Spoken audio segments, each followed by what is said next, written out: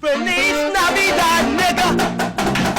Feliz Navidad, nigga. Christmas is my favorite holiday of the whole year. When I was younger, I always loved getting up to know what gifts I would get. As I got older, it became more important to me due to spending time with family, the food, and watching Christmas movies. I believe that every year during the holidays, you have to at least watch movies to feel more connected to the time of year. I'm going to speak about several Christmas movies that impacted or taught me and why they made me love them. Depending on when you watch this, I want to say happy holidays and Merry Christmas. I hope you all stay safe and enjoy your time with your families. Thank you for watching and subscribe if you like. And without further ado, here are the best Christmas movies, in my opinion. Home Alone is a movie where I watch it every year without getting tired of it. I rank it the best of all time Christmas movies, and how can you blame me? The premise is about this boy named Kevin McAllister who gets left behind by his family on their vacation to Paris. These two burglars, Harry and Marv, see that they're gone and try to rob the house without knowing that Kevin is still home. And Kevin comes up with plans to get them out of his house. At the beginning of the movie,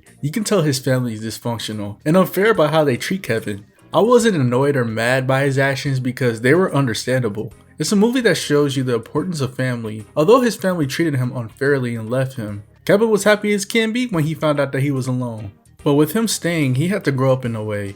He shopped, was no longer scared of the furnace in his basement, and had to protect his home. Aside from his annoying family, I know that some people think his parents weren't great. His mom steals the show for me. You could tell how Kevin being home alone frightens her, and how she does anything in order to be reunited with her son again. This just shows that she's a loving mother. The burglars were fun too. Harry had to put Marv in check as he seems the dumbest out of the two. At the beginning of the movie as well, Harry pretends to be a police officer to scan their house, knowing that they'll be gone. Another character I really liked in this movie was Marley. Marley is a character that scared Kevin due to his brother Buzz telling him that he's a serial killer. While at church, Kevin finally talks to him and finds out that Marley lost contact with his family and that his son had a daughter. Kevin suggests that he should talk to him no matter how mad he is, and by the end of the movie, he does just that. He also helps Kevin with the burglars before they can do anything to him. I love the movie for what it stands for, and I'm ready for my 1 millionth watch. How the Grinch Stole Christmas, 2000. I mentioned before in my earlier videos that I was scared of Jim Carrey's Grinch,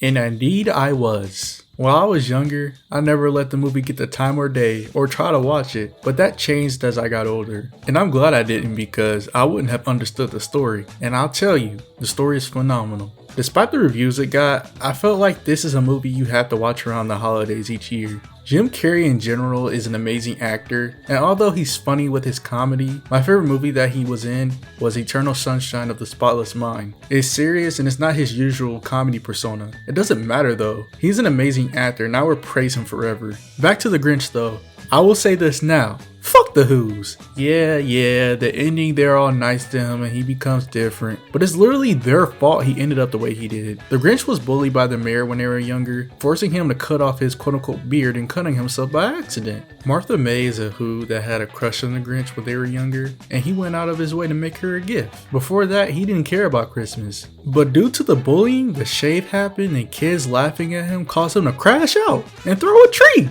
This event is what sparks him to go live in the mountains with his dog Max. Now that I think about it, doesn't it mean that Max was tossed away in the garbage too? I told y'all those Who's act all happy and cheerful but treat things like shit. Throughout the movie, Cindy Lou Who tries to learn and understand the Grinch after he saved her from a compactor. She goes around asking about him, trying to get him to participate in things they do. She's one of my favorites from this movie, and I'm glad that she was trying to understand him rather than being all scared. I also don't get how they're all scared of him if all he did was throw a tree. The Grinch is the best thing from this movie, and how Jim Carrey brings this character to life is insane. He spends half the movie hating them for valid reasons, and the stuff he does and the way he acts makes me love him even more. Cindy invites him to the Cheermeister and he reluctantly goes. This is the first time they've seen him in years, and they actually treat him well. He enjoys himself, and the sandbag part is hilarious. This is until the inevitable end, where they do it again and make fun of him by giving him a shaver.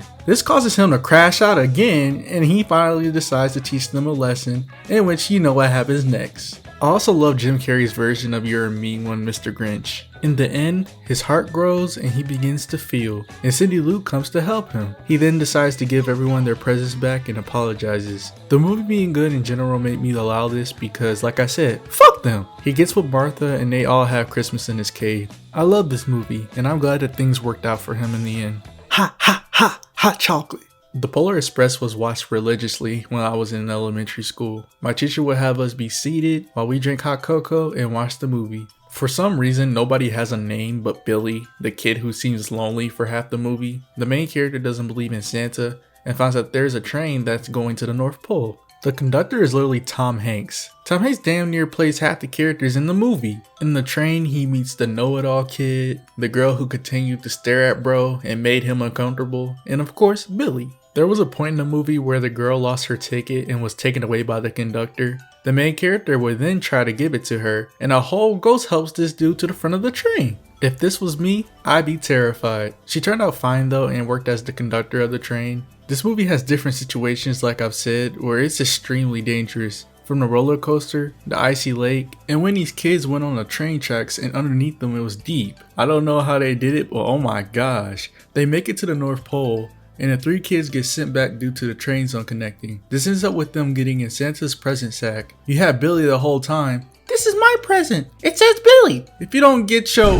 They get saved and meet Santa, and the main character gets a bell from Santa as his gift. As he got older, he could still hear the ringing, but his sister couldn't anymore. Nevertheless, I still like the movie for what it is. Will Ferrell is Buddy the Elf in The Elf. Elf is probably one of the most funniest Christmas movies I've seen, and at times, I can't take it seriously. When Buddy was a baby, he saw Santa and went inside of his bag, which resulted in him getting raised as an elf, and being enormously larger than the other elves. He finds out that his real father lives in New York, and decides to go find him. His dad doesn't really acknowledge him at first, but eventually does as he sees how harsh and neglected he's been. Buddy works in the mailroom one time during the movie and drinks alcohol thinking it's syrup and becomes drunk, and this part always has me dying. Jovi is another character I like. She sees Buddy's shenanigans and decides to even become his love partner. Buddy also pisses off one of the workers at his father's job and gets drop kicked and beaten. He also bonds with his brother, after his brother didn't like him at first. The ending includes him helping out Santa in New York and having a child with Jovi that he names after his mother. I'd be on a yapping fest if I told you everything that happened in this movie. If you haven't seen it, you should. It's something to get you in the spirit and make you laugh while at it as well. The Nightmare Before Christmas is a Christmas movie. No, it's a Halloween movie. Christmas, Halloween, Christmas, Halloween. Oh my god. Okay, let's just say it's both. I love stop motion movies, rather if it's Coraline, Paranorman, the list goes on.